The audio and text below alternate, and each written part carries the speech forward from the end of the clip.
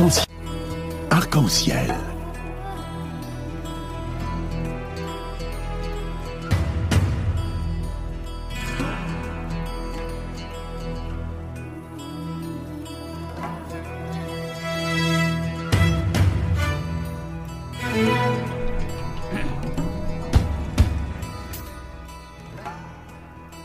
Arc-en-ciel, chaque dimanche, actualité, culture, économie, société et animation festive. Avec Abdelatif Arc-en-ciel, la chronique. Bonjour à toutes et bonjour à tous et bienvenue dans l'émission Arc-en-ciel sur Radio Pluriel.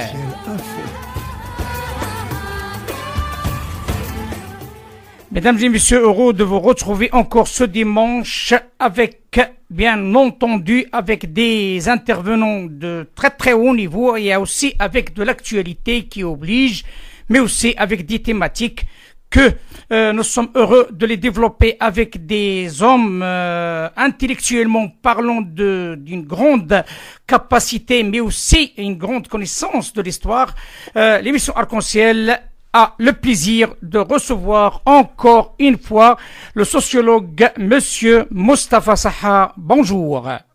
Bonjour, Cher Abdelatif. Bonjour et bienvenue dans l'émission Arc-en-ciel sur Radio Pluriel, Monsieur Moustapha Saha, par rapport à vos interventions qui attirent énormément de monde par rapport à notre auditoire et notre émission. Je vous cache pas la vérité, nous sommes heureux de vous avoir parmi nous. Il y a une thématique qui nous tient à cœur, donc tout le monde le sait. C'est une thématique qui est très très mal communiquée à ce jour. La raison, on verra bien laquelle, c'est la question concernant les relations historiques entre le Maroc et la Russie. Il faut bien préciser à notre auditoire que M. Moustapha Saha, sociologue des problématiques des minorités urbaines, migratoires ou de la révolution numérique, docteur d'État sous la direction d'Henri Lefebvre, artiste exposant à Lima, éditorialiste à Jeune Afrique et bien d'autres médias connus et reconnus à l'échelle internationale. La première question, si vous le permettez, M. Moustapha Saha, est la suivante. On parle de ces relations historiques entre le Maroc et la Russie. Selon vous, ça date de quelle période? Oui, d'abord, c'est une question que je voulais aborder parce que c'est une question d'avenir. Il se trouve que le Maroc, depuis singulièrement depuis les deux visites de Sa Majesté le roi Mohamed VI en Russie, invité par Poutine, Vladimir Poutine, la première visite a eu lieu en 2002 et la deuxième surtout a eu lieu en 2016. Ont permis de développer, de nouer des relations stratégiques, économiques et assez fortes. Et il y a beaucoup de personnes qui croient que c'est une nouveauté. Voilà. Alors, d'un côté, c'est une question d'avenir parce que le Maroc se dégage enfin plus d'un demi-siècle après l'indépendance, 70 ans pratiquement après l'indépendance, il se dégage de cette tutelle occidentale, atlantique, européenne et américaine, et tout en continuant des relations assez fortes avec ces deux continents. Mais il s'ouvre en même temps au continent africain. Non seulement il s'ouvre, mais il retrouve un nouvel ancrage dans tout le continent africain, mais en même temps, il s'ouvre, comme à l'époque d'Ibn Battuta, la route de la soie vers la Chine et vers la Russie. Et sûrement c'est cette diversification qui est dans la nature des choses, dans la nature géostratégique des choses, puisque le Maroc est le pays et ouvre la Méditerranée et l'Atlantique et l'Afrique et l'Europe C'est une plaque tournante du monde. Et donc, ce que je voulais indiquer, c'est uniquement que cette histoire, très belle d'ailleurs, entre le Maroc et la Russie, ne date pas d'aujourd'hui, mais qu'elle remonte très loin. En fait, elle remonte, comme votre question l'indique, exactement à il y a 2 siècles et demi, sous le règne d'un sultan alaouite, très étonnant, qui s'appelait Mohamed Ben Abdallah. On ne connaît pas sa date de naissance, mais moi je suppose qu'il a, officiellement, il est né vers 1715 et il est mort en 1790, donc il serait mort autour de l'âge de 80 ans, ce qui fait très très vieux à l'époque. Et surtout, c'est ce roi-là qu'on appelle Mohamed III, c'est le 3e Mohamed de la dynastie alaouite. Et ce roi a régné pendant très très longtemps. Il a régné 33 ans. Et oui, quand même. Entre 1757 et 1990, date de sa mort. Mais surtout, c'est un roi qui s'est distingué par une politique étrangère et une vision géostratégique d'une étonnante modernité. Et je vais essayer d'en apporter quelques illustrations. Je vous prie.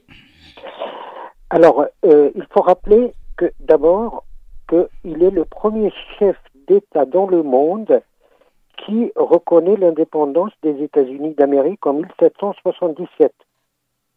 D'accord. Et les Américains sont, à cause de ça, tellement reconnaissants de cette affaire qu'à chaque fois qu'il y a une visite officielle dans un sens ou dans l'autre, les Américains rappellent cette dette morale à l'égard du Maroc, qui explique d'ailleurs que les relations économiques et commerciales, mais ça ferait l'objet d'une autre émission, entre les États-Unis et le Maroc, sont des relations aussi qui sont profondément ancrées dans un passé qui remonte loin.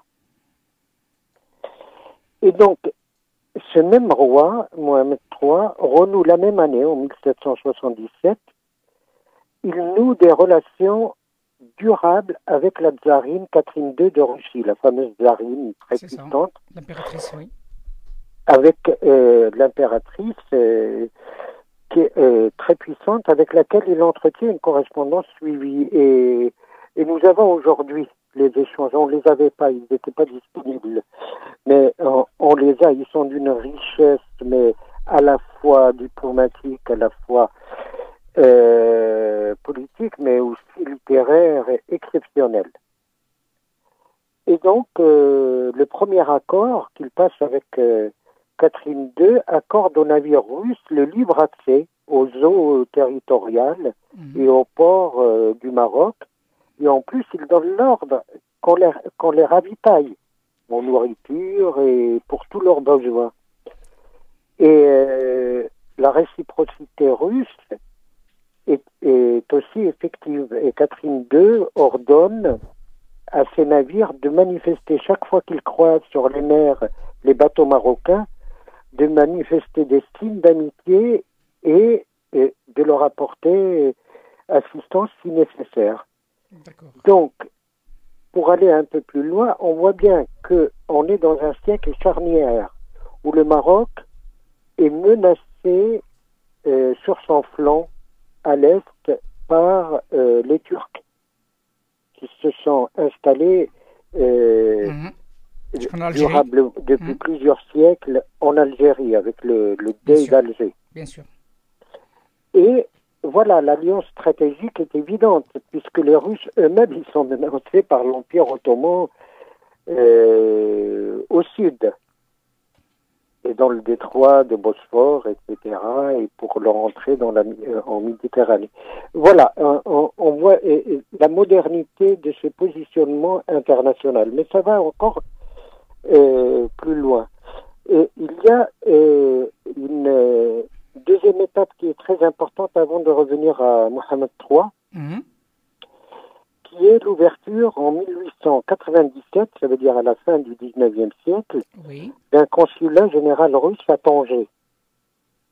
Et donc, Tanger était devenue la capitale diplomatique du Maroc, et c'est une étape historique importante, parce qu'il ne faut pas oublier que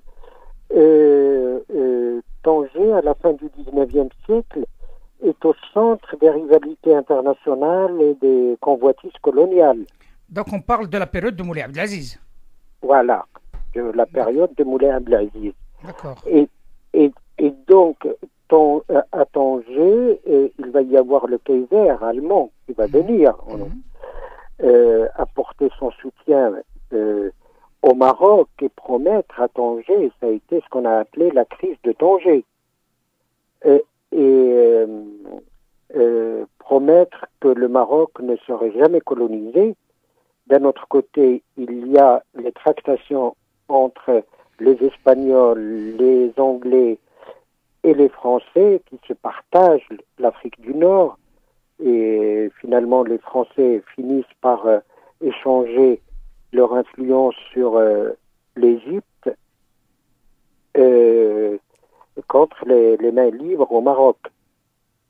Et le deuxième accord secret, c'est bien entendu avec l'Espagne qui partage le Maroc en zone espagnole et en zone française. Voilà, et donc la fameuse conférence d'Algeciras qui va de 1905, absolument.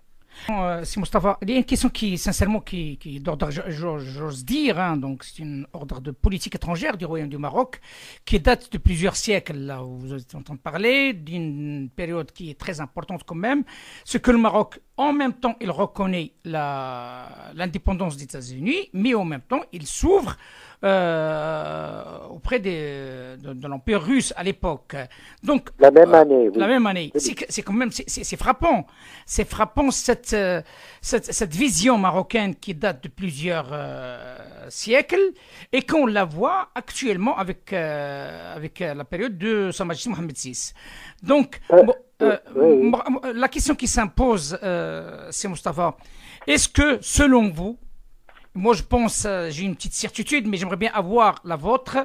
Selon vous, est-ce que le monde, avec ses pôles, Est ou Ouest, reconnu cette souplesse marocaine qui est inédite dans l'histoire et qui lui fait une indépendance assez importante par rapport à sa politique étrangère et qui s'impose actuellement par rapport à ce qui est en train de se passer sur le Moyen-Orient? Oui, vous avez raison de soulever ce point qui me paraît absolument central. À ma connaissance, cette affaire n'a jamais été théorisée au niveau académique, au niveau universitaire. La théorisation est une unification d'une vision pratiquée à travers l'histoire. Et vous avez raison de soulever. Mais le deuxième point qui est très important, c'est de voir que la politique des rois marocains récents, depuis Mohammed V singulièrement, est poursuivie, mais avec une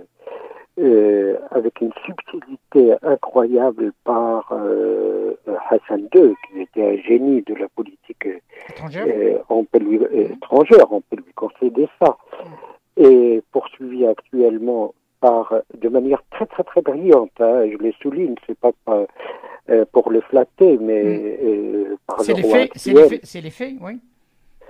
Et ce que je suis en train justement de démontrer, c'est que cette politique a un ancrage très ancien et que remonte non seulement à Mohammed III, mais elle remonte au fondateur, à l'un des fondateurs de la dynastie alaouite, ça veut dire Moulay Ismaïl. Bien sûr.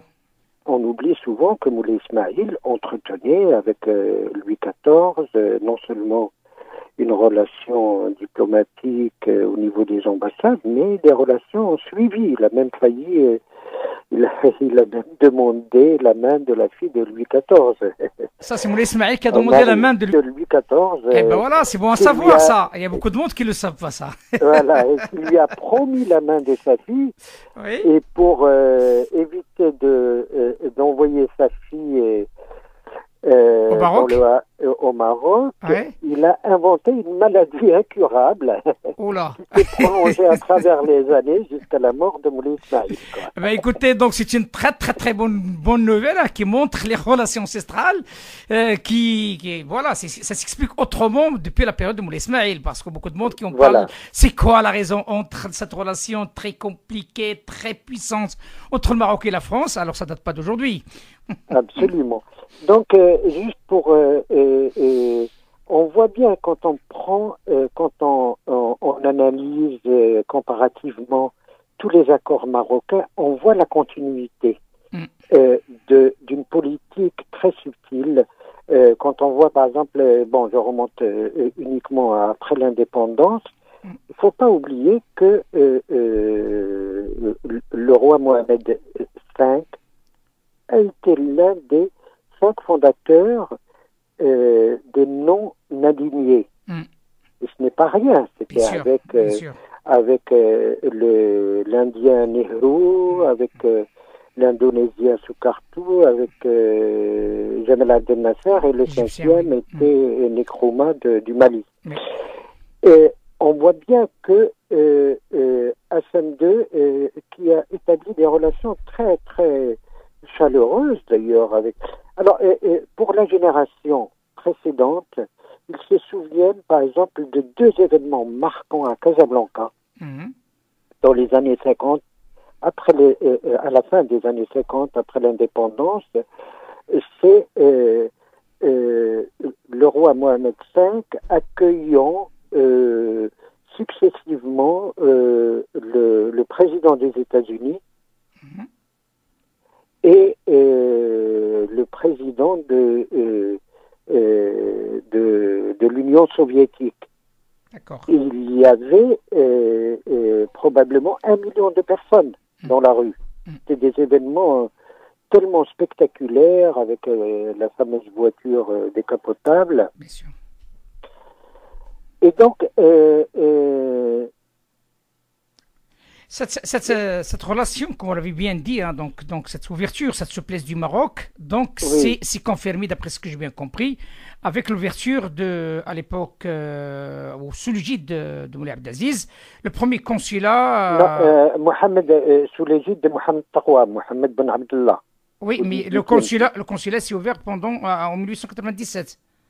Ah oui, là j'ai des archives personnelles, probablement j'écrirai des choses dessus, parce que j'ai même des révélations à faire, parce que ce consulat, pendant les Russes ne participaient pas au jeu des rivalités coloniales ou des prétentions coloniales sur le Maroc. D'accord, ils étaient hors jeu, oui. Voilà. Et donc, ce consulat leur a permis, mais par contre, ils étaient partie prenante de la conférence d'El Jazeera. D'accord. Vous voyez un peu, ils n'avaient pas de prétention, mais ils étaient... en tant qu'observateurs, j'ose dire, voilà. Oui, non, mais l'une des puissances de l'époque. Et par conséquent, ce consulat était un observatoire stratégique d'une importance capitale, et à partir duquel ils ont fourni des informations secrètes au roi Moulay Abdelaziz. C'est-à-dire sur les tractations secrètes qui cherchaient par tous les moyens à coloniser le Maroc. Et ce qui a permis probablement d'éviter une colonisation franche et d'avoir le système du protectorat qui sauvegardait le double pouvoir chérifien et voilà. D'accord, donc c'est grâce aux Russes, si j'ai bien compris un petit peu l'idée, en partie, voilà, que Moulay Abdelaziz a pensé bien de penser à une protectorat au lieu de tomber entre les mains de la colonisation. Et on le voit à côté du Chine, on le voit dans d'autres pays africains, les conséquences néfastes de la colonisation par rapport à une protectorat en gardant toujours notre autonomie. Oui, je voudrais juste ouvrir une parenthèse parce que je ne vais pas le dire à l'antenne, mais je suis directement concerné par cette affaire, disons filialement concerné. C'est que, et moi je me jure de rendre justice historique à Moulay Abdelaziz, qui a été beaucoup dénigré,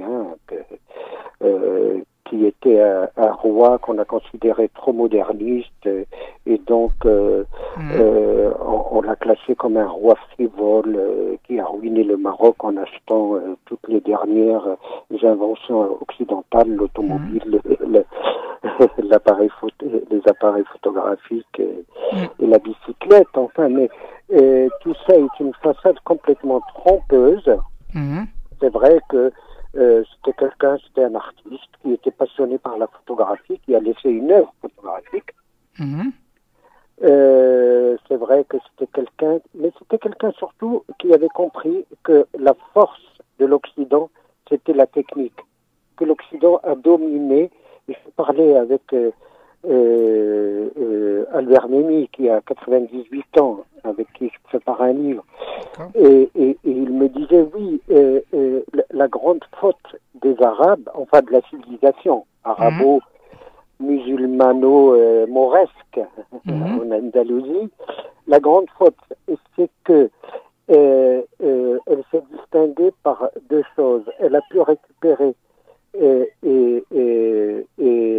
a pu récupérer et actualiser les sciences de l'Antiquité. Elle les a enrichies d'inventions extraordinaires en mathématiques, en chimie, en physique, en astronomie, j'en passe, en agronomie. Et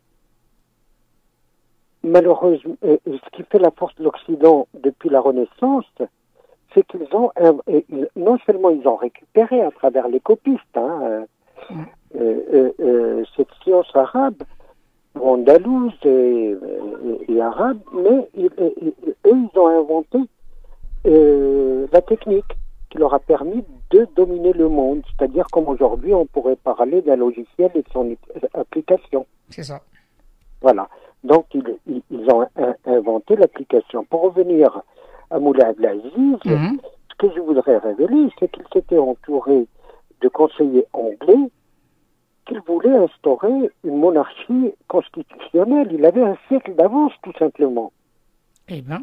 Au Maroc, et que le général Lyautey, de l'époque, il était encore général, il n'était pas encore le maréchal Lyautey, a profité de ça pour provoquer une guerre civile au Maroc, occuper Fès en 1907, et puis le faire déposer et remplacer par son frère Moulay Hafid. Et Moulay el-Hafid, lui-même, il s'est fait avoir par Lyautey, puisque à peine il avait signé l'acte du protectorat, il était exilé ici en France, à Enghien, jusqu'à sa mort en 1936, et remplacé par le troisième frère, le plus jeune, Moulay Youssef, père de Mohamed V. Voilà. Moi, je vous propose, si vous l'acceptez bien, c'est Moustapha. Donc, parce que là, sincèrement, il faut n'oublier jamais une chose, l'histoire reste toujours l'histoire, mais l'histoire, il faut qu'on parle de l'histoire vraie, pas n'importe quoi. Voilà. Donc, c'est pourquoi, si vous l'acceptez bien, parce qu'il reste encore quelques semaines avant les vacances, pourquoi pas de consacrer une émission dédiée à cette période bien spécifique, et surtout, pourquoi pas de rendre justice à ce roi qui fait partie de la monarchie alaouite, donc il faut pas l'oublier non plus. Donc on parle d'un roi alaouite qui qui a fait beaucoup de choses par rapport à ce pays, et en même temps de dire la vérité, puisque vous avez parlé d'une filiation, et donc vous êtes censé de savoir des choses que beaucoup de monde ne savent pas. Marhaban bik, hein, donc marhaban toute personne qui souhaite développer ce sujet sur nos antennes. Je suis à dispo, hein, le moment qui vous convient, pour faire Avec une émission plaisir. dédiée à ce roi, qui est, et surtout cette nouvelle, hein, je ne le savais pas, sincèrement, je ne le savais pas, comme quoi, et elle était en avance, hein, par rapport à cette notion de la monarchie constitutionnelle, qui est très très très demandée, il est utilisé maintenant, hein, grâce à la nouvelle constitution de Sa Majesté, hein, donc de 2011, Bien si je sûr, ne me trompe pas. Je ne me Oui, trompe oui. pas. Donc on voit comme quoi il y a une continuité quelque part, hein, donc on n'est pas en train de vivre ce qu'on appelle des trous d'air, hein, on est en train de vivre une continuité, soit sur la politique étrangère, soit sur, bien entendu, sur l'avancée politique du Royaume du Maroc. Donc je redis encore une deuxième fois par rapport à vous, Si Moustapha, si vous l'acceptez bien, bienvenue, hein, donc comme vous le souhaitez, Avec pour plaisir. parler de cette période et de mettre un petit peu les points sur les i par rapport à un souverain de la monarchie alaouite, qui est Moulay Abdelaziz Al-Alaoui. Juste, je voudrais, pour le moment, je rends justice à son ancêtre, Mohamed III, Mohamed Bien Ben sûr. Abdallah. Bien sûr. Je peux continuer pour dire quel était ce roi avant de revenir. Je vous prie. Donc, Mohamed III, c'était quelqu'un qui n'hésitait pas à mener la guerre, d'ailleurs souvent victorieuse, contre les Espagnols et les Portugais, quand ils occupaient les côtes marocaines. Il n'arrêtait pas de harceler le Maroc. Mais en même temps, c'était un roi d'une modernité telle que c'est incroyable. Il faudra aussi lui rendre justice dans un livre, parce qu'il considérait que les bons échanges économiques avec les puissances de l'époque, de l'Est et de l'Ouest, étaient essentiels au développement et à la prospérité du Maroc. Et il a contribué, parce que le Maroc était dans un sale état quand il a pris le pouvoir économique et social. Sans compter, mais ça c'est endémique pour le Maroc, les rébellions tribales, hein, qui n'ont jamais cessé dans l'histoire du Maroc. Donc il encourageait fortement, de manière concrète, le commerce pacifique et la bonne entente sur les mers. Et il faut savoir qu'à cette période, il y avait les fameux corsaires, hein, de Salé, d'Alger, qui sévissaient de manière cruelle. Et lui, il passait son temps, parce qu'il avait une position plus confortable que ce qu'on appelait les despotes européens, il passait son temps à signer des accords pour faire libérer les esclaves, les captifs, qu'ils soient chrétiens ou musulmans, parfois par échange, parfois par rachat. Très important à relever. Et d'un autre côté, c'est sous son règne, le Maroc s'est développé sur le plan agricole. Il exportait beaucoup de céréales vers l'Europe, mais on ne sait pas que le Maroc était, non seulement, il produisait aussi du riz, mais c'était le premier producteur de sucre de canne. Oui, c'est ça. Il produisait du coton, de la soie, etc. Et en échange, il importait surtout des armes, hein, et souvent par des filières de contrebande. Je vais très vite, Mohamed III, je rappelle que c'est lui qui a fondé en 1760 la ville d'Essaouira. Alors, la ville d'Essaouira, c'était une enclave maritime qui était connue depuis la plus haute antiquité. Il y avait les Phéniciens qui l'utilisaient comme leur ultime escale, mais il y avait aussi les Romains. Ça, il faudrait les signaler, qui récoltaient, c'est là-bas qu'ils récoltaient dans les îles purpurines les fameux murex. Les murex, c'était les fameux coquillages qui donnaient la couleur pourpre, qu'on appelait le pourpre de Gétulie. Et c'est cette couleur qui était la couleur des toges des empereurs romains et des cardinaux, etc. Donc, Essaouira, les Portugais, toujours eux, en 1706, ils l'occupent provisoirement, ils construisent une forteresse, mais ils sont vite expulsés par la résistance locale. Et donc, c'est Mohamed III, il comprend tout de suite l'importance stratégique d'Essaouira. Donc, il fait appel à des architectes français et européens, comme Théodore Cournot, qui trace le plan de la ville et qui détermine sa vocation de plateforme marchande. Et Essaouira devient très très rapidement un port commercial international et devient, ça on le sait, le Maroc, jusqu'au milieu pratiquement du 19e siècle. Mais c'était aussi un pôle artistique et un centre multiculturel. Il y avait une destination qui est déployée aujourd'hui avec beaucoup de panache par André Azoulay et puis les responsables de On parlera de ça parce que cette ville-là, il fait l'actualité, hein, il est de plus en plus. Hein, donc, et ça, on parlera, si vous le permettez aussi, par rapport à une émission, si vous êtes d'accord sur le principe, hein, parler de cet ancrage aussi sur multiculturel et tolérance, tout ce qu'on peut dire, hein, et en même temps de parler de son importance sur le plan économique mais historique. La Première Guerre mondiale, les Marocains et les Russes sont des frères d'armes. Est-ce que vous pouvez nous dire davantage? Oui, en fait, il y a eu une véritable, effectivement, fraternité d'armes entre les Marocains et les Russes pendant la Première Guerre mondiale, 2 ans à peine après le protectorat. Et en fait, le Maroc, le sultan du Maroc va envoyer immédiatement, Moulay Youssef, il va envoyer 5500 soldats, espahis marocains. Et puis le Maroc, il entre officiellement en tant que nation en guerre aux côtés de la France en janvier 1915, quelques mois après le début du conflit, avec au total 40 000 soldats. Quand même. Et je voudrais souligner quand même que le mépris colonial de l'époque, parce que j'ai lu beaucoup de journaux sur cette affaire de l'époque, nommait les Marocains le régiment de marche de chasseurs indigènes à pied. C'est le mépris total. Après, on s'aperçoit que les Marocains, ils valaient un peu mieux. Alors, on les a appelés officiellement régiment de marche des tirailleurs marocains. Ouais. Voilà.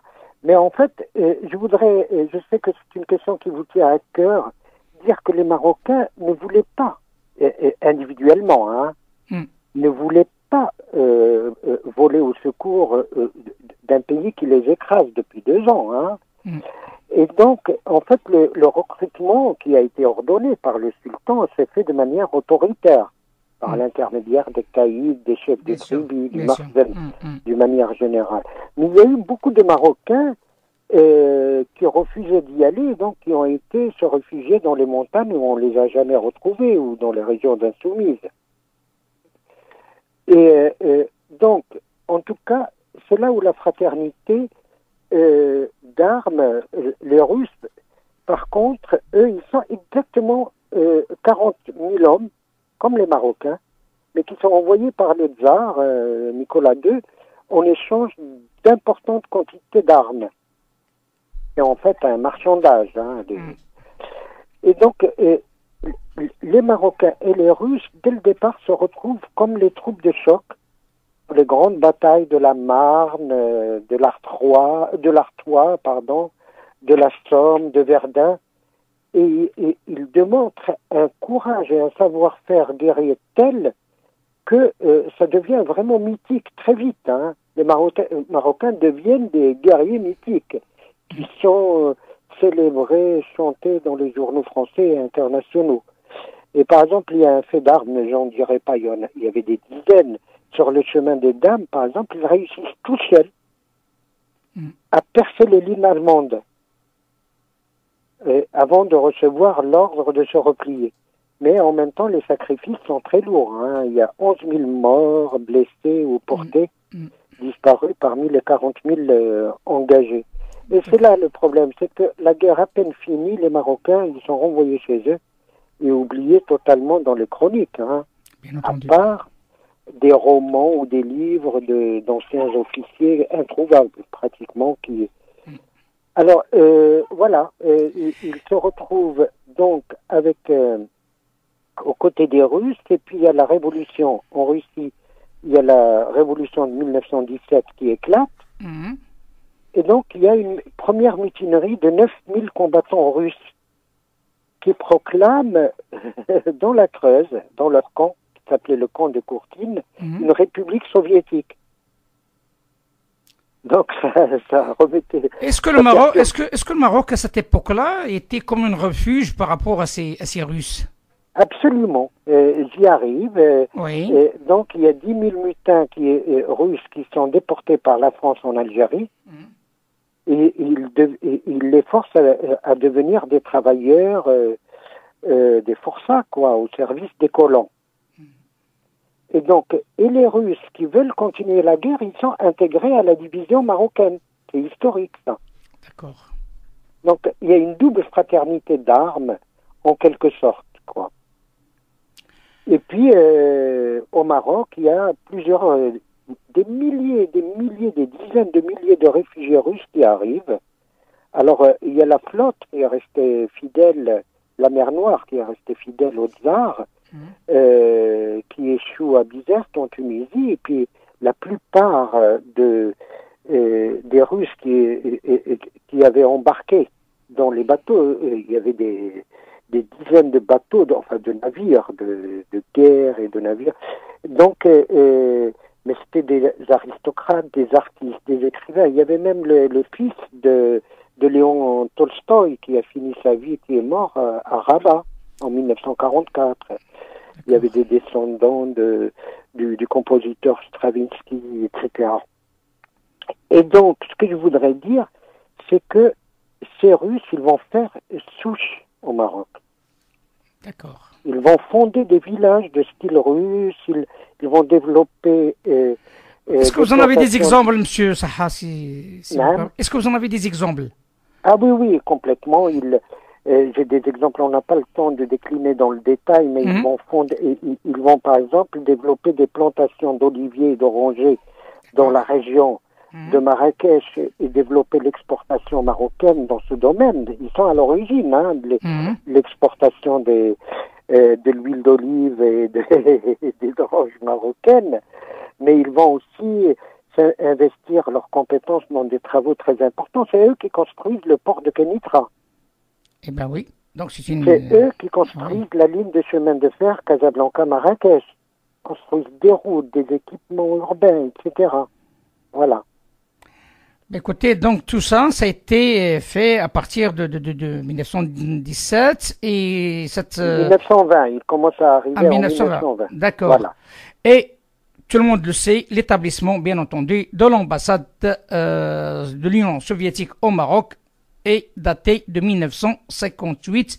Et c'est là où on est rentré sur une étape plus diplomatique, sur un niveau très élevé.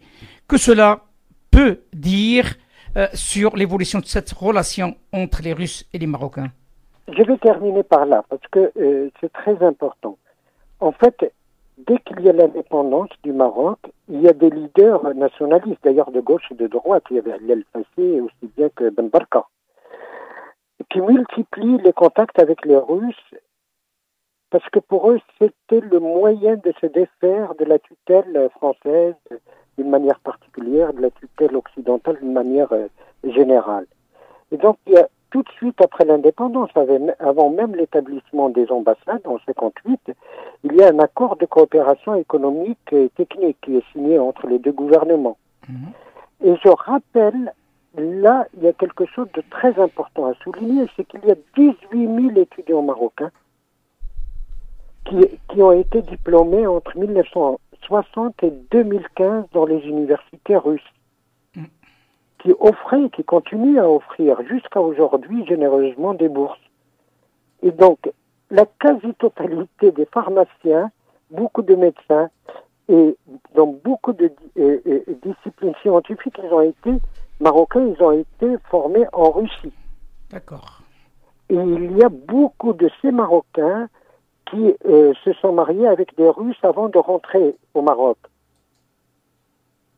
Donc, vous voyez un peu l'importance de la chose. Et aujourd'hui, c'est relancé plus que jamais. Il y a par exemple une association qui est très active actuellement, qui s'appelle l'Association marocaine des lauréats des universités et instituts soviétiques. D'accord. Qui se trouve à Casablanca? Non, à Rabat. À Rabat, d'accord. Est très active. Mais il y a aussi le Centre culturel russe pour l'éducation et la science de Rabat, qui se montre très actif pour relancer non seulement la présence économique, technique, etc. russe, mais surtout la présence culturelle. Ils sont en train d'en évoquer Essaouira. Je donne une information en avant-première. Eh bien, merci. À la fin du mois, il y aura 100 artistes russes qui vont débarquer à Essaouira. Eh bien, écoutez, c'est un événement. Merci de cette information. J'invite tout le monde à être présent à cette arrivée massive, hein, quand même, hein, à cette ville mythique qui est la ville de Essaouira. Et en plus, c'est pour bientôt. Oui, absolument. C'est à la fin du mois. Ils sont en train d'arriver à Essaouira. Voilà. Eh bien, parfait. Donc, pour terminer, je voudrais seulement dire, parce que c'est important, si on rattache tout ça aux principes formidables qui sont édictés dans la dernière constitution marocaine, celle du 11 juillet 2011, sur la diversité marocaine, c'est qu'il faut considérer aujourd'hui, et ça il faut aussi considérer ce patrimoine maroco-russe fabriqué par les Russes au Maroc comme un patrimoine marocain, une composante mais à part entière de la diversité marocaine. C'est tout à fait juste et vous avez tout à fait raison d'en parler et c'est l'occasion, j'appelle à tout Russe qui est en relation avec le Maroc et qui a quelque chose à dire par rapport à cette relation ancestrale entre le Maroc et les Russes. Il est bienvenu dans l'émission Arc-en-Ciel pour en parler et en même temps j'invite à notre auditoire de creuser un peu sur cette relation russe-Maroc à l'instar de cette relation États-Unis-Maroc. C'est Moustapha Saha. Merci infiniment cet éclairage. Donc, peut-être la semaine prochaine, on reparlera d'ici là par rapport à cette vérité historique qui doit être faite sur le souverain défunt Moulay Abdelaziz. Donc, vous me dites si ça vous convient ou pas. Et à ce moment-là, pourquoi pas d'en parler et de rendre justice à un souverain alaouite. Surtout, j'étais surpris sincèrement qui a parlé de cette monarchie constitutionnelle en avant-première. C'est Moustapha Saha. Merci infiniment de cet éclairage et je vous dis à très bientôt. À très bientôt. Merci beaucoup. Bonne continuation et bonne inspiration aux intervenants suivants. Merci infiniment. À très bientôt. À très bientôt. Ma salam, Ari. Ma salam. Arc-en-ciel.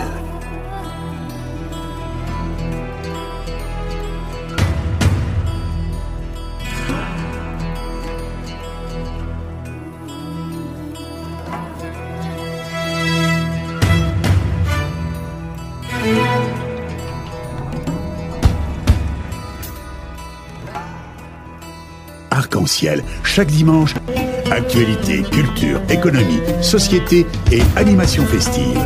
Avec Abdelatif, Arc-en-ciel, la chronique.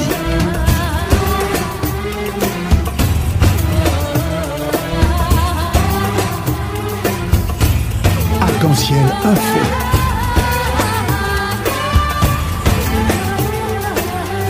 Arc-en-ciel, animation festive.